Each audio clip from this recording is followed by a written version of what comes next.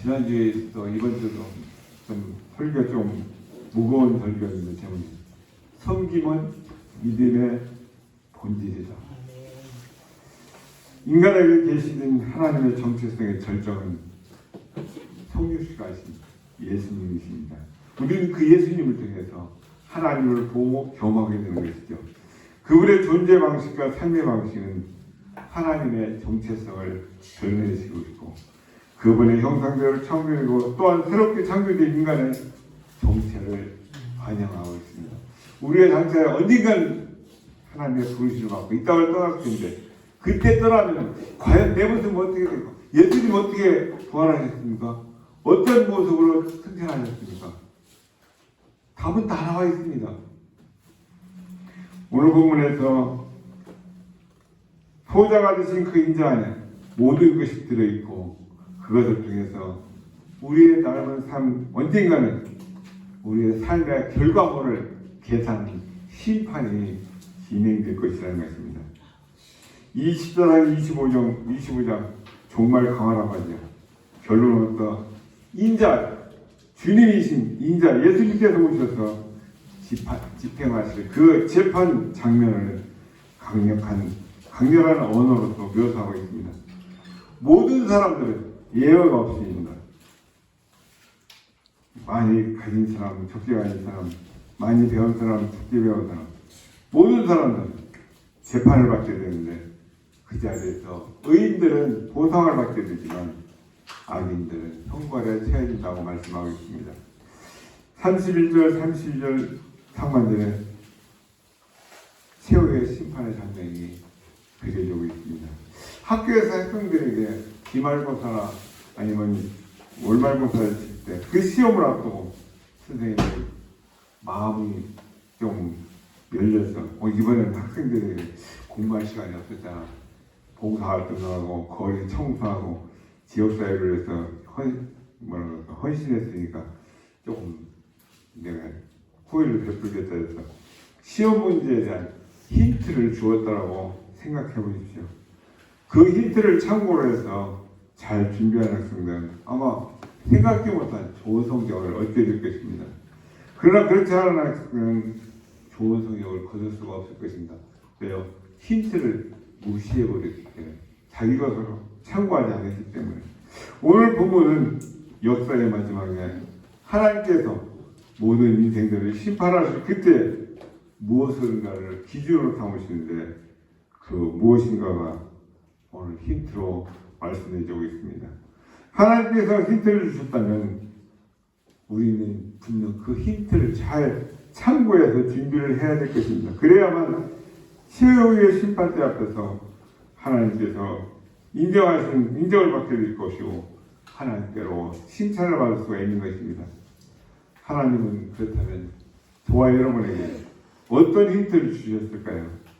오늘 주신 말씀을 통해서 함께 살펴보면서 그 힌트를 따라서 장차 하나님의 심판대 앞에 설 준비를 잘하며 하나님의 기쁨이 되는 삶을 살아가실 주님을 축복합니다.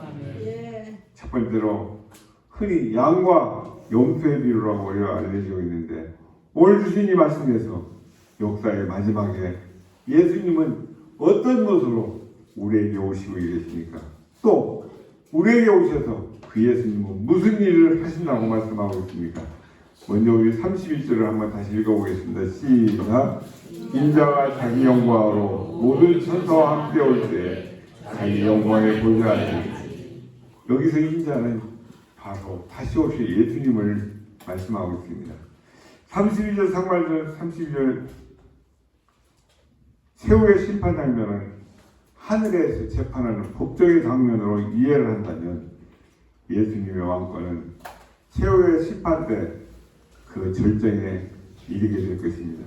모든 민족, 모든 사람이 그의 영광의 보좌 앞에 모이는 것을 이 심판은 최종적일 뿐만 아니라 보편적인 우주적인 심판이라는 것을 의미하고 있습니다. 모든 사람은 예외가 없습니다. 빠질 사람이 없습니다. 인자를 예수 그리스도를 믿었든지 안 믿었든지 모두가 다 재판장 앞에 서게 된다는 것이죠. 반복해서 언급한 대로 보좌 앞에 바로 그 앞은 하늘 회의, 하늘 궁경에서 하나님께서 주재하시는 회의로 보는데요. 하늘법정, 그 법정에 펼쳐진 그 장면을 묘사하는 그런 전치사로 봐야 되겠습니다.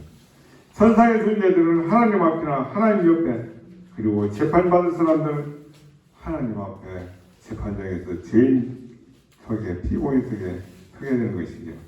다니엘서 7장 10장 14절, 마태복음 10장 32절 33절, 11장 26절, 18장 14절, 5장 16절, 6장 1절, 26장 7절, 많은 곳에서 그런 장면을 말씀해주고 있습니다. 양 중에 섞여 있는 염소를 골라내서 나누듯이 의인과 악인을 나누고 영원한 하나님 나라에 참여할 자와 영원한 불못에 던져질 자들을 나누면서 하나님 아버지께서 아들이 판단하는 대로 시행하실 것이라는 것이죠. 예수님께서는 마지막 날에 그 변화될 모습을 가르치시고 있습니다.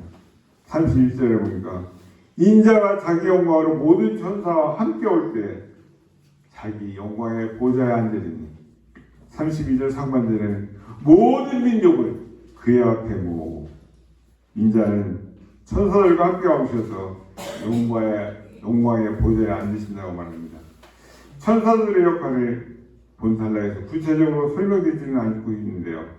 그들은 사람들을 재판장 앞에 모으고 염소로 지목받는 그 악한 사람들에게 형벌을 집행하는 교도관의 역할을 할 것입니다. 본문의 인자가 재림할 때 일어날 이 마지막 재판 장면으로 24장 29절과 31절의 확정판으로 봐야 될 것입니다.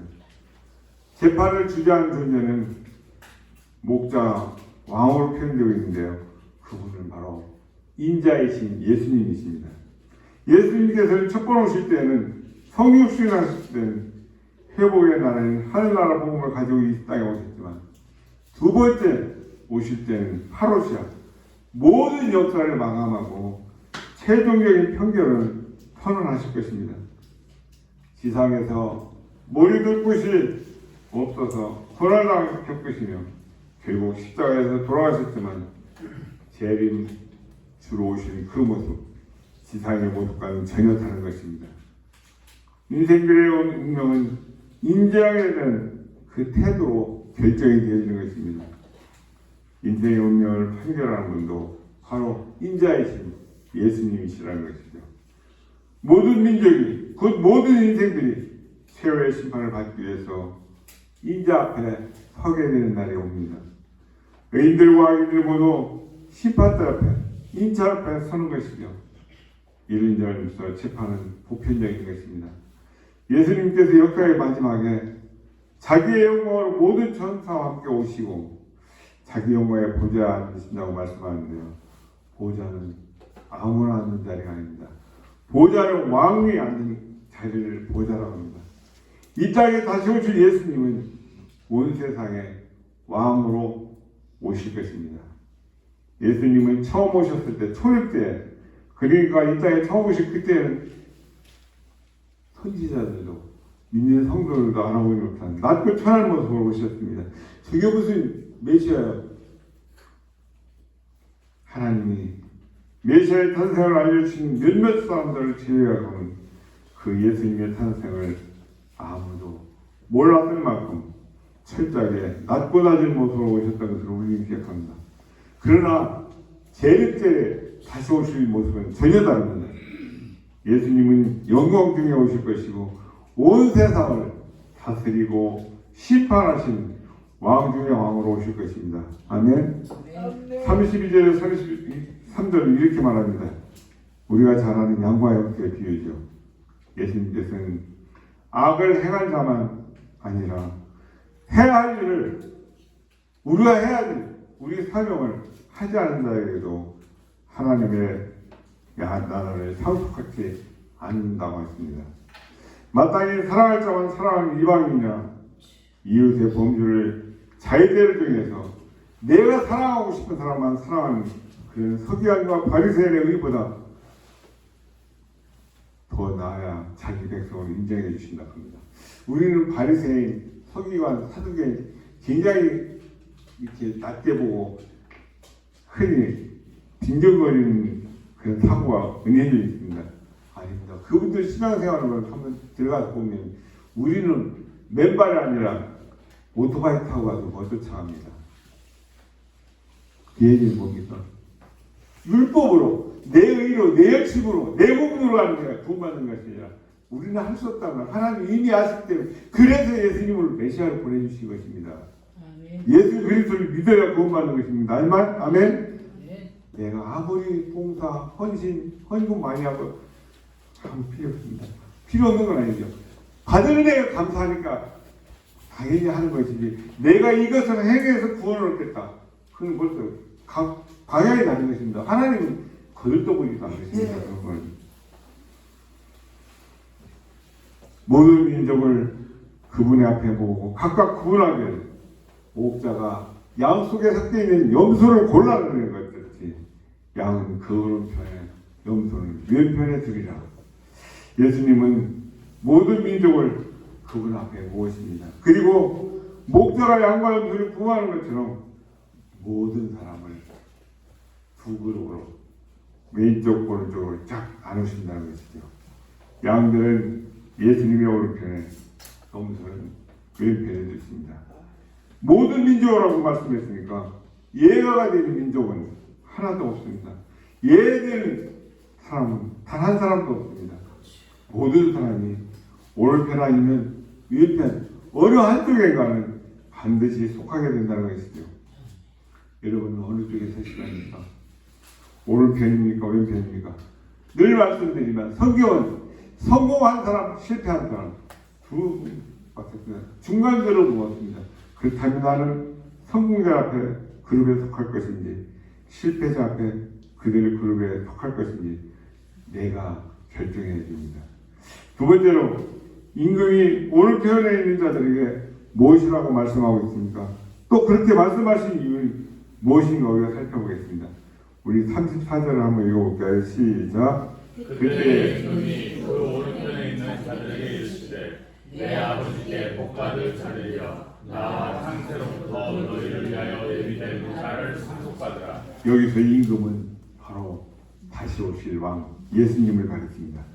임금은 오른편에 있는 자들, 즉 양으로 보여진 그 사람들에게 내 아버지께 성부 하나님께 복받을 자들이여 나와 창세로부터 너희를 위하여 예비된 나라를 상속받으리라고 말씀합니다. 창세로부터 너희를 위하여 예비된 나라 상속받으리라. 이 말씀은 구원과 함께 너희에게 각각 하나님 주신 상급이 다르게 있다는 것을 일컫는 표현으로 우리가 해석을 해야 될 것입니다. 양으로 분류되어 있는 사람들은 구원을 받아서 하나님 나라에 들어가게 되었을 그뿐만 아니라 그 나라에 가서도 상급도 받게 된다는 것입니다. 예수님께서는 악을 행한 자뿐만 아니라 해할 일을 하지 않는 자, 죄를 짓지 않는, 내가 남을 억울하게 패고 사기치고 뭐 이런 걸 안 했는데 하나님께서 우리에게 맡겨주신 사명, 가서 전하라. 내가 누구인지, 내가 왜 누구를 위해서 죽었는지 전하라. 우리 각자에 다 주신 사명이죠. 그 해할 일을 하지 않는 자, 지난주에 말씀 뭡니까? 하나님 첫째 되는 계명이 뭡니까? 하나님을 사랑하고 내 이웃을 사랑하는데 그 내 이웃을 사랑할 때 내 몸같이 사랑하라. 그렇게 행하지 않는 것도 우리는 해야 할 일을 하지 않는 것입니다. 그런 사람에게도 하나님은 왕은 하나님의 나라를 상속하지 않으신다고 말씀하십니다. 마땅히 사랑할 자만 사랑하는 이왕이나 이웃의 범죄를 내 마음대로 저는 거지 같은 건 내 그룹아야 내가 상종할 사람이 아니라 저 사기꾼은 내가 상종해서는 안 돼. 내 자의대로 경계선을 정해서 내가 사랑하고 싶은 사람만 골라서 사랑하는 그런 서기관과 바리새의 의보다 더 나아야만 자기 백성으로 인정해 주신다고 말씀하십니다. 앞에서 말씀드렸죠. 우리 얼마만큼 달려가야 바리새인과 서기관 같이 할까요? 저는 죽었다 깨어나도 그렇게 못한다고 생각합니다. 아침에 일어나서 기도하는 사람 뭔지는 모르겠고 무슨 기도 주기도 모르겠는지 사도신경을 이러는지 전 세계인 그건 모든 사람들의 이름을 다 밝혀놓고 부르는지 모르니까 하루 종일 성경 읽는 사람 하루 종일 정말 읽는 건 이번에 성경책을 펴놓고 책장만 보입니다. 하루 이틀 마음 먹으면 한두 시간은 하겠죠. 진정으로 평생을 이스라엘 가시면 수요일 나이 젊은 애들 막 거기서 쓰고 문제 나가면서 세금도 안 냅니다. 과연 그게 진정성이 있을까요? 41절 41절 인자의 최후 심판은 나누는 것으로 분리하는 것으로 나타나고 있습니다. 1차적으로는 의인들과 악인들을 나누고 두 번째로 2차적으로는 각과 복과 벌을 받게 된다는 것이 그 사람의 삶의 열매에 대한 심판이 있는 것입니다. 인자가 목자와 왕의 역할을 맡고 계십니다. 인자는 양들을 오른편에 세우시고 염소들은 왼편에 세워두십니다. 일반적으로 오른쪽이 선호되는 건 우리가 오른편 힘 있는 대부분이 많은 사람들이 오른손잡이다 보니까 그렇게 예를 들어 20절 21절에 있습니다. 양들은 오른쪽에 세워집니다. 유대 목시문은 아브라함의 요한 12장 12절에서 왼쪽은 두 번째 기회가 주어지지 않는 것. 두 번 마지막 심판은 그렇습니다. 기회는 없습니다. 제가 이 앞에서 말씀드렸죠. 우리가 살다가 지옥 가서 실수해서 한 1만 년 아니 1억 년 정도 있다가 기회를 다시 한번 주신다면 가볼만 합니다. 그렇죠? 1억 년 동안 이리 뿌득뿌득하고 뿌리가 다 달아도 기회가 한번 있으니까 그때 놓치지 않으면 되는데 성경에는 전혀 그런 말씀이 없습니다. 기회는 우리가 이 땅에 살아있는 숨쉬고 있는 이 시간에 기회입니다. 놓치면 없습니다.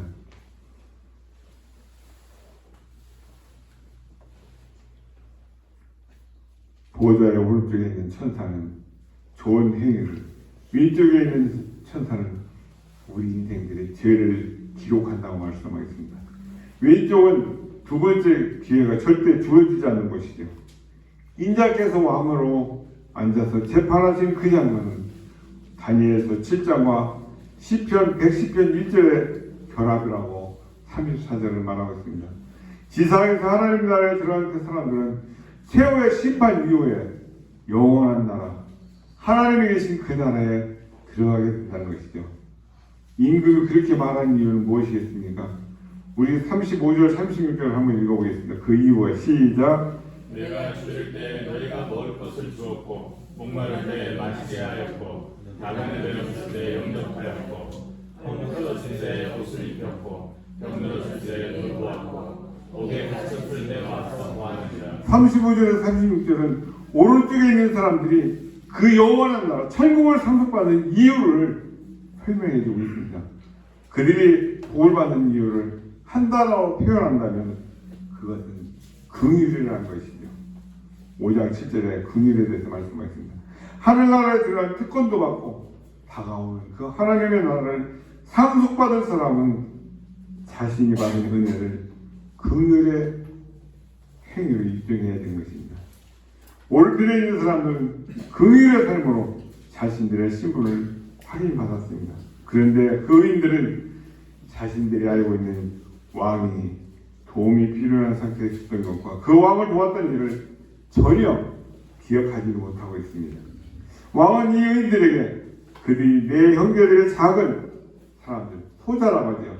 그들 중 한 명이 행한 것이 곧 자신이 왕에게 행한 것이라고 말씀하고 있습니다. 1차적으로 나의 형제들, 작은 자들, 소자는 바로 그리스도인들, 우리 교회 안에 있는 형제들을 가리키는 말입니다. 그래서 제가 말씀드리죠. 우리가 구제하고 선교하는 그 목적과 헌금도 우리 형제들, 내 부모 형제, 내 안에서 부모 형제를 사랑하지 않고 전혀 모르는 이웃 남 사랑한다. 거짓말입니다. 어불성설입니다. 그건 가식적인 행위입니다. 그래서 교회 안에서 어려운 자들을 먼저 섬기고 돌보고 그 다음에 나가서 우리 원리를 잘 하셔야 됩니다. 왕은 의인들에게 그들이 내 형제의 작은 자들, 소자 중에 한 명을 행한 것. 그것이 곧 나에게, 왕인 나에게 행한 것이라. 저는 참 감사한 게, 그리고 우리가 꼭 살피고 놓치지 말아야 될 게, 많이 배우고 많이 가진 자들, 그 사람들 안타까워하지 마십시오. 기회가 없어서 우리나라 특히 역사상으로 참 불행한 민족이요. 맨날 얻어 터지고 전쟁이. 그 어려움 속에서 기회를 갖지 못해가지고 형편상 많이 배우지 못하고 많이 가지 못하고 특히 몸에 장애를 가지신 분들 억울하잖아요. 어찌 됐든 간에 원인이 무엇이든 간에 그분들이 이 땅에서도 무시당하고 그렇게 어렵게 힘들게 사는데 그분들에게 우리가 복음을 전하지 않아서 그분들이 지옥 간다. 하나님이 우리를 그냥 놔주실까요? 얼마나 억울합니까? 이 땅에서 억울하게 살았는데 무시당하고 지옥 간다? 그 피값 반드시 너에게 겠다고 하신 게 주님의 말씀입니다. 우리 정신 바짝 차려야 됩니다. 저 누가 개모식 학교에서 우리 주일학교 학생들 뭐라고 해요? 일진에 친구 하나 집 밟고 왕따시키고 재밌는 거 큰 죄악입니다. 회개 첫째야 돼요. 한 번이나 했다면 하나님을 예수님을 무시하고 짓밟은 거랑 똑같은 겁니다. 오늘 말씀에 비춰본다면 우리는 그분들에게 반드시 복음을 내야 돼. 이 땅에서 힘들고 억울하게 다니는데 천국에 가서는 누려야 되지. 우리가 전하지 않아서 그분들이 지옥 간다면 하나님은 우리를 그냥 두시지 않을 것이라고 저는 생각합니다. 그래서 저는 생각하기에 단 한 번, 일주일에 한 번이나 더 할 수 있으면 좋겠지만 어르신들, 소외된 분들한테 컵라면 하나라도 내가 굶고 이걸 주님 앞에 내가 한끼 대접합니다. 그런 마음으로 섬긴다면 하나님이 얼마나 기뻐하실까. 그래서 무료급식을 시작했던 것이고 그 마음은 지금도 변함이 없습니다. 어느 분은 나라에서 돈 나오면 사서 그런 거 안 해요. 그거 우리가 해야 될 일이 아닙니다. 하나님은 그런 거 기뻐하시지 않는다고 생각합니다. 내게 주어진 것, 하나님, 내가 한 주에 7끼는 거죠. 21끼는 그만두고, 저는 보통 21끼 먹다가 그 이상 간식까지는 50끼, 100끼도 먹는 사람도 있겠지만, 하루 3끼는 그만두고, 일주일에 한 끼만이라도 정것인 내 마음으로 컵라면을 예수님께 대접하겠습니다. 그 마음으로 섬긴다면 주님이 얼마나 기뻐하실까요? 왕은 의인들에게 그들이 내 형제들의 작은 자 중 한 명에게 행한 것, 그것이 예수님 자신에게 행한 것이라고 설명하시고 있습니다. 예수님께서는 이 형제라는 용어를 제자들을 지칭하기 위해서 사용하고 계신데요. 12장 48절에 50절, 28장 10절, 요한복음 20장 17절, 로마서 8장 29절, 히브리서 많이 나오고 있습니다. 마태복음에서 예수님의 형제들은 아버지의 뜻을 행하는 자들을 형제들이라고 말씀하십니다. 오늘 본문에서 형제들은 다름 아닌 제자들을 가르치시고 있습니다. 부활한 예수님께서는 제자들을 형제들이라고 부르시고 계십니다. 소자들은 일반적인 사회적 의미, 궁핍한 그들이 아닙니다. 그리스도인 메신저로서 파루시아가 오시기까지 온 세상에 하나님 나라의 복음을 전파하는 그 과정 속에서 곤란을 겪을 수밖에 없다는 것이죠. 특별히 우리가 잘 아는 1세기 초대교회의 상황에서는 더욱더 명확한 현실이 있었습니다. 땅에서 그들은 참으로 어려운 처지에 놓였지만 하늘 법정에서는 높아질 것이고 하늘나라를 상속받는 보상을 받는다라고 그렇게 말씀하겠습니다. 소자를 섬기는 것은 결국은 종말하는 왕을 섬기는 것으로 결정되어지고 있습니다.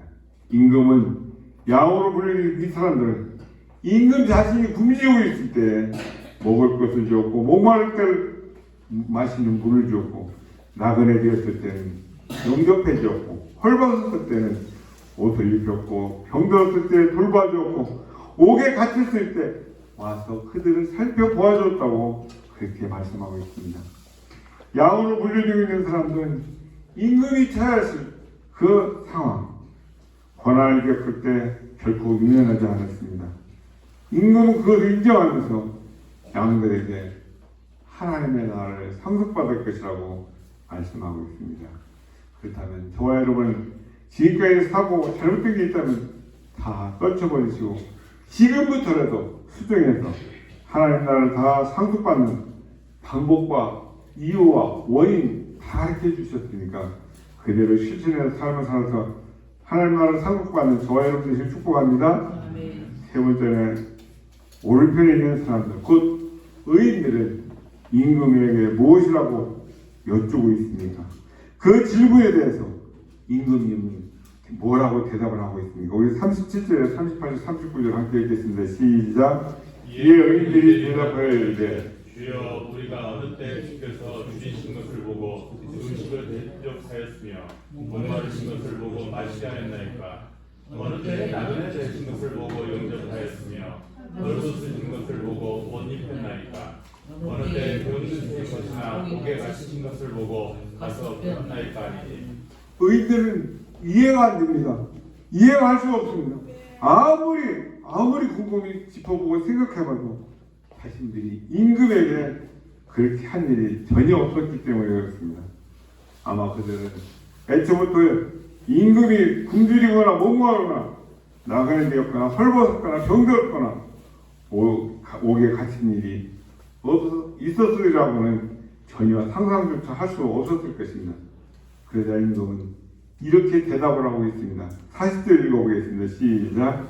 임금이 대답하여 이르시되 내가 진실로 너에게 이르노니 너희가 여기 내 형제 중에 지극히 작은 자 하나에게 한 것이 곧 내게 한 것이니라 하시고 임금은 내가 진실로 참말로 너에게 말한다. 너희가 여기 나의 형제 중에서 지극히 작은 자 하나에게 한 것이 곧 나에게 한 것이니라 말씀하십니다. 놀라운 말씀이 아닌지. 그렇죠?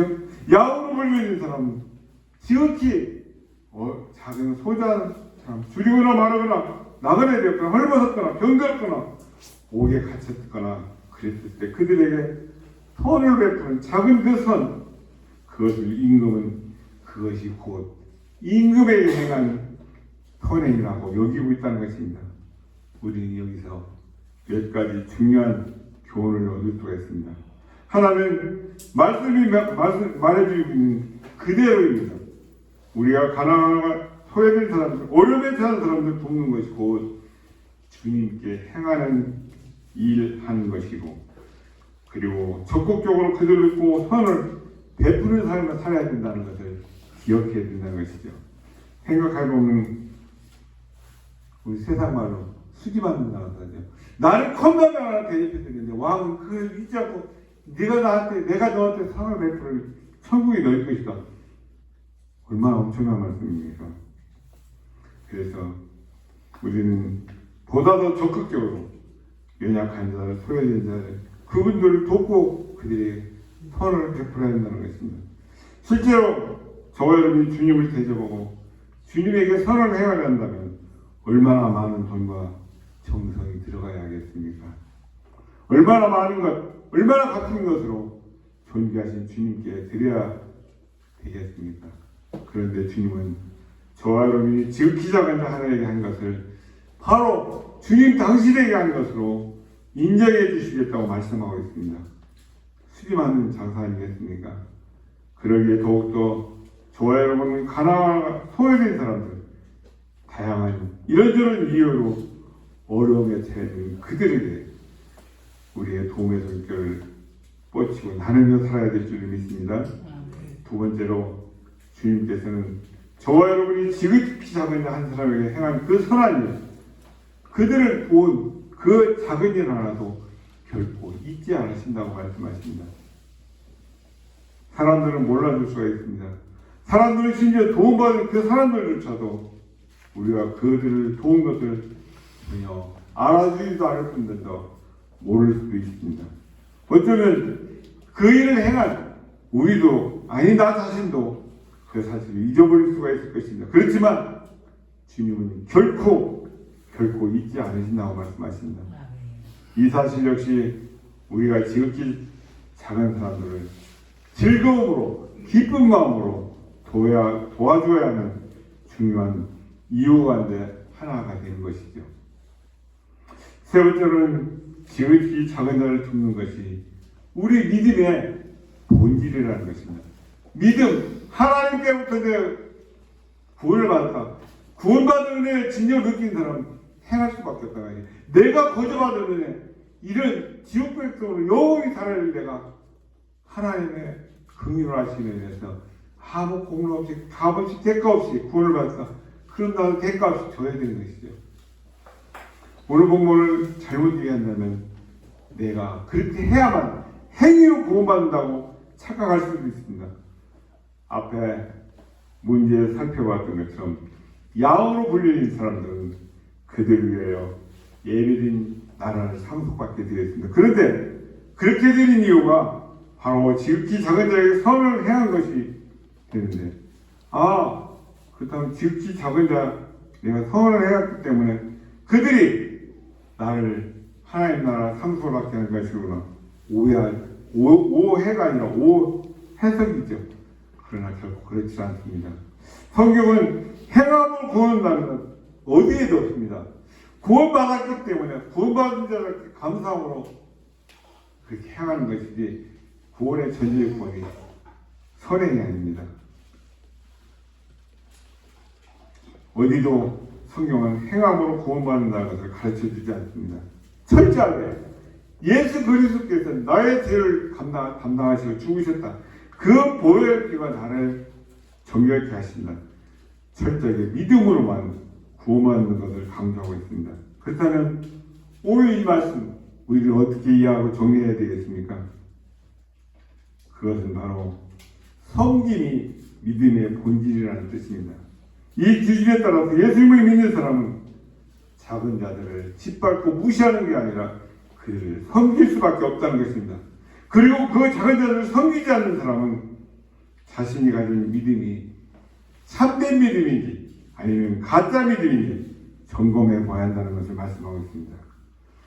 저와 여러분이 예수님을 믿는 사람이라면 지극히 작은 자를 섬기며 주님을 섬기는 것으로 살아갈 수 있길 바랍니다. 그것이 믿음의 본질인 동시에 주님을 진정으로 섬기는 그런 행위로 인정받는 길이라는 것입니다. 마지막 네 번째, 그렇다면 양이 아닌 염소로 분리된 사람들, 즉 인자 왼편에 있는 사람들은 어떻게 되었습니까? 우리 41절에 43절을 함께 읽어보겠습니다. 시작. 또 왼편에 있는 자들에게 이르시되 저주를 받는 자들아 나를 떠나 마귀와 그 사자를 위하여 예비된 영원한 물에 들어가라.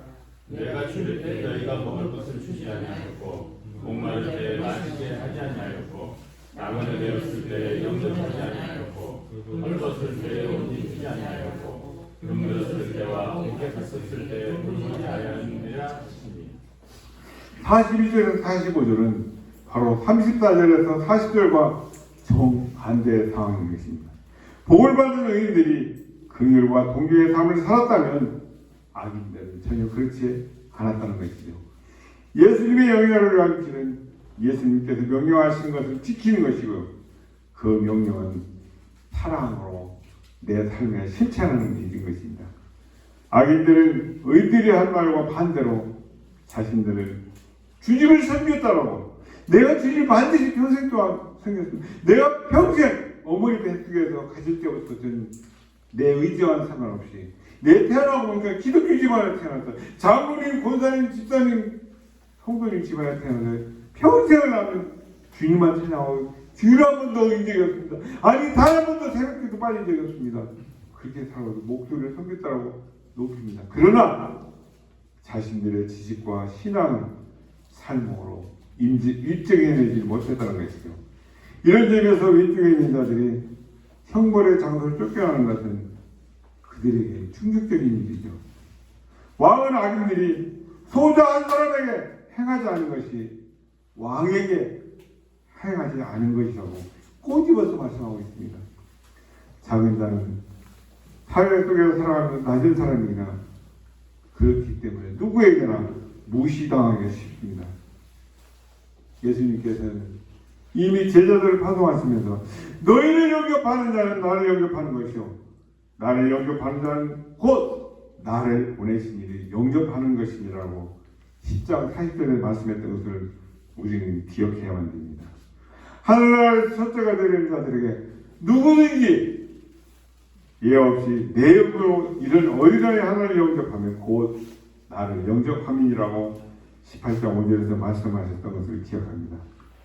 낮고 작은 자를 존중하고 환대하는 사람은 예수님을 보고 있는, 예수님을 바라보고 있기 때문에 내가 저 사람을 늘 말씀드리지만 어느 사람도 어느 누구도 사람을 무시할 수 없습니다.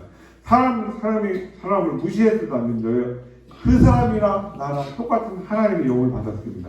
그래서 하나님은 우리를 인격적으로 대해주시고 하나님은 모든 결정권을 나의 뜻이 너희 지금 이거 해라 저거 해라 안 하시는 겁니다. 왜? 하나님은 우리를 하나님같이 대하십니다. 하나님 생명을 주셨기 때문에. 근데 우리는 어떻습니까? 저 주제에 아이고 저것이 옳시고 하나님 얼마나 개탄하시겠습니까? 악인들은 의인들이 하면 그와 반대로 자신들은 주님을 섬겼다고 목소리를 높입니다. 그러나 자신들의 지식과 신앙을 삶으로 증명하지 못했기 때문에 왼쪽에 있는 자들이 형벌의 장소를 쫓겨나는 것은 지극히 이해할 수 없는 충격적인 장면인 것이죠.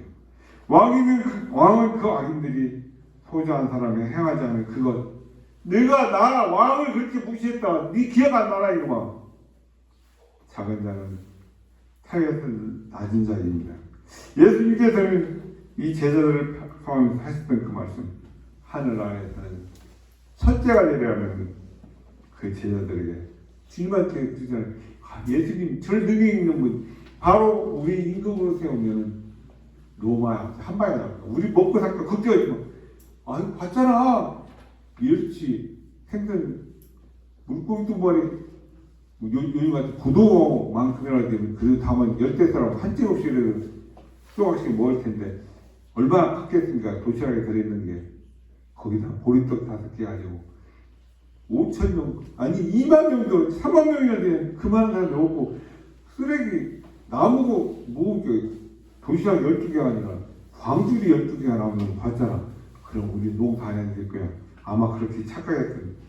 전혀 왕의 뜻과는 다른 우리가 이 시대에 신앙생활하면서 내가 이렇게 하면 되겠지. 너 지금 누구 생각입니까? 지가 복음이고 지가 하나님인 것입니다. 우리는 조심해야 됩니다. 어떤 것을 결정하고 행할 때도 이게 반드시 내 신앙 내 믿음으로 만드는 것 같은데 그러나 내가 앞서서 가는 거 아니라 하나님 성령님을 통해서 저에게 말씀해 주시고 인도해 주시고 가르쳐 주십시오. 앞서가지 않게 하십시오. 반드시 기도하고 순종해야 될 줄 믿습니다. 아멘. 본문은 다음과 같은 의미를 우리에게 말씀해 주고 있습니다. 첫 번째로 최후의 심판에서 변론의 기회는 없다는 것입니다. 무슨 재판이 그런 게 있습니까? 변호사 세워서 내 잘잘못을 변호해야 되죠. 재판장에서 변론해서 무죄를 선언받거나 죄를 감면받을 수 있는 기회는 없다는 것입니다. 재판장 앞에 서는 순간 그 운명은 이미 결정된 상태입니다. 지상에서 그 사람이 어떻게 삶을 살았는지 그것으로 운명은 판가름나는 것이죠. 지상에서 이 땅에서 생을 마친 후에 그 운명이 바꿔질 그런 가망은 0.0000001도 없습니다. 두 번째로 저와 여러분 여기에서 임마누엘의 주제를 볼 수 있습니다. 임마누엘의 개념, 하나님께서 나와 함께 계신다. 제한된 의미가 아니라는 것입니다. 하나님께서는 예수 그리스도를 부지런히 믿는 나와 함께 하실 뿐만 아니라 같이 고백하는 형제들과도 함께 하신다는 것입니다. 심지어 하나님께서 함께 하시는 인생으로 인정하기 힘들 만큼 곤란한 그 사람들에게도 임마누엘을 하실 수 있다는 것입니다. 나는 목사니까, 나는 장로니까, 나는 집사니까, 나는 주여 선거를 다 지키니까 저 사람은 줄도 한 번씩 빼먹잖아. 그 걱정하지 마세요. 하나님이 다 알아서 하십니다. 심지어 하나님께서 함께 하시는 인생으로 인정하기 힘들 만큼 저 정도 것이 예수님인데 저게 무슨 성부래, 저게 무슨 직분이야. 그 사람에게도 임마누엘 하실 수 있다는 것입니다. 아멘.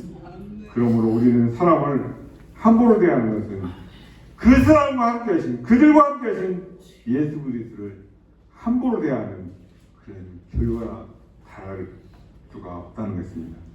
그들을 불쌍히 여기지 않는 것은 곧 왕이신 심판장이신 주님을 무시하는 행위인 것입니다.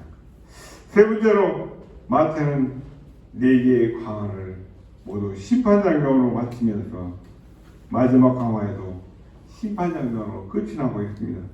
왜 심판장면으로 이 모든 강화가 끝나고 있는가?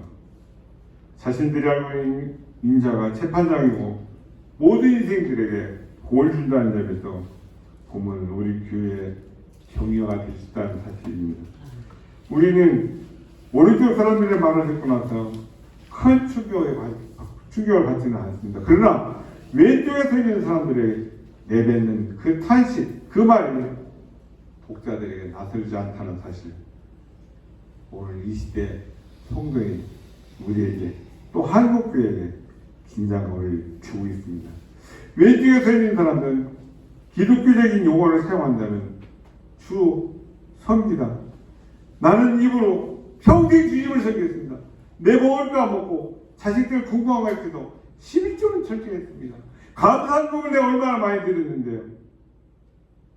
교회는 이들처럼 말과 행위가 일치하지 않는 사람들과 긍휼의 삶을 실천하는 사람들로 구성이 된다는 것입니다. 주님, 제가 이것밖에 드릴 게 없습니다. 이것 드릴 수 있는 것도 하나님 주셨기 때문에 드립니다. 감사합니다. 최후의 심판 때 완전 큰 분리가 일어난다는 사실을 기억하십시오. 거기에다 강화는 왼쪽 편에 서 있는 사람들의 말과 그 운명을 끝나면서 뒷야가 끝나는 것, 해소되지 않는다는 것입니다.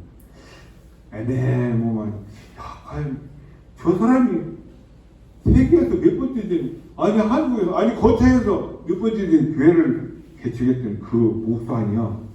근데 그 사람이 저기가 있지? 아이고, 그 장로님 전 세계 돌아다니면서 동기부여했던 그 장로님, 조상으로부터 받은 물려받은 몇십만 평의 수천억 원을 다 교회에 바치고 가난한 사람들을 도와줬다는데, 인자 예수님께서는 소자이십니다. 작은 자들과 함께 하시고 저와 여러분을 소자로 창조하시는 분. 인자가 걸어가는 길은 소자의 길입니다.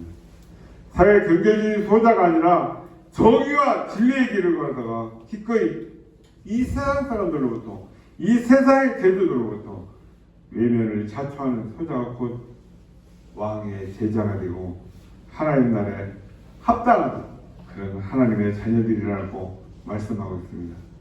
왼편에 서 있는 자들은 오른편에 있는 사람들과 상반되는 말씀을 듣고 있습니다. 그들의 임금이 줄일 때, 임금이 목마를 때, 나그네를 드렸을 때나 헐벗을 때나 병들었을 때, 옥에 갇혔을 때 그들을 돌아보지 않았다라고 말씀합니다. 그랬기 때문에 저주를 받은 자들아, 나를 떠나 마귀와 그 사자들 위해 예비진 영원한 불에 들어가라 말씀 드려야 했던 것입니다. 44절을 보시면 그들은 이렇게 임금 있게 여쭙고 있습니다. 우리가 한번 읽어볼까요? 44절 시작. 그들도 대답하여 이르되 주여, 우리가 어느 때 주께서 줄이신 것이나 목마르신 것이나 나그네 되신 것이나 헐벗으신 것이나 병드신 것이나 목격하신 것이나 보고 공양하지 아니하리까. 그들은 억울하다는 것이 우리가 언제 그렇게 하지 않았습니까? 여쭙고 있습니다. 그들의 질문에 대해서 임금은 45절 46절에 이렇게 말씀하시는데, 45절 46절 시작. 임금이 대답하여 이르시되 내가 진실로 너에게 이르노니 이 지극히 작은 자 하나에게 하지 아니하는 것이 곧 내게 하지 아니하는 것이라 하시니라. 그들은 영벌에, 그들은 영생에 들어가야 할 것입니다. 임금님은 염소로 몰려든 이 사람들에게 이렇게 말씀하고 있습니다. 내가 진실로 너에게 말하노니 이 지극히 작은 자 하나에게 하지 않은 것이고 내게 하지 아니하는 것입니다. 양으로 불려진 사람에게 하신 말씀과 정확히 상반되는 말씀이지만 원리는 같다는 것입니다. 지극히 작은 자 하나에게 한 것이 주님께 왕에게 하신 것이고 지극히 작은 자 하나에게 하지 않은 것이고 주님 왕께 하지 않은 것이라는 것입니다. 그래서 그들은 영원한 형벌에 들어가게 되고 양들은 영원한 영생에 들어가게 되었다는 것입니다. 성경에 나오진 않지만 염소로 불리는 그들은 임금에게 판결을 받고 얼마나 가슴치며 통곡하고 후회를 하겠습니까? 부디 저와 여러분 우리는 그들처럼 후회하지 않도록 아직까지 생명 주신이 살아있을 때 아직 기회가 나에게 주어져 있을 때 지극히 작은 자를 섬기는 일에 힘쓸 수 있기를 주님의 이름으로 축복합니다. 아멘. 내가 지금 하나님의 최후 심판대 앞에 선다면 하나님은 과연 나를 양으로 불려주실 것 같습니까? 아니면 아니야 나는 자신 없어 나는 염소를 불려하실 것 같다. 왜 앞에 생각과 왜 뒤에 생각을 하게 되셨습니까?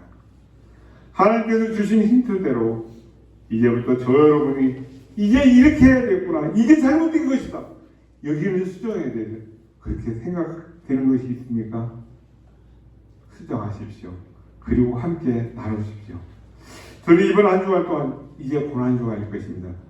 섬김을 위한 세 가지 상을 구체적으로 정하고 시작하시기를 권면해 드리겠습니다. 하나님께서 저와 여러분에게 성경의 기준을 분명히 가르쳐 주셨습니다. 그렇지만 저와 여러분 그 힌트를 참고해서 잘 준비를 해야 합니다. 힌트라는 바로 작은 자들, 그동안 내가 외면하고 무시했던 그들을 섬긴 것입니다. 우리 뒤에는 이처럼 어려움에 처해 있는 이웃들이 참 많이 있습니다. 제가 많은 도시는 가보지 않았어요. 나름대로 지금까지 살아가면서 이 도시, 저 도시를 다녀봤는데 거창에 유난히 장애원들이 많은 것 같습니다. 제 눈에만 그렇게 보였을까요? 인구 밀도에 비해서 의외로 많은 것 같이 제 눈에 보였습니다. 그분들을 우리는 섬겨야 됩니다. 늘 말씀드리지만 가다가 돌이 저 돌이 왜 저기 있지? 저기 지저분한 거 있지? 내 눈에 보여줬다면 네가 뭐 치워라라고 하나님이 보여주신 것을 생각하시고 행하시면 틀림이 없을 것입니다.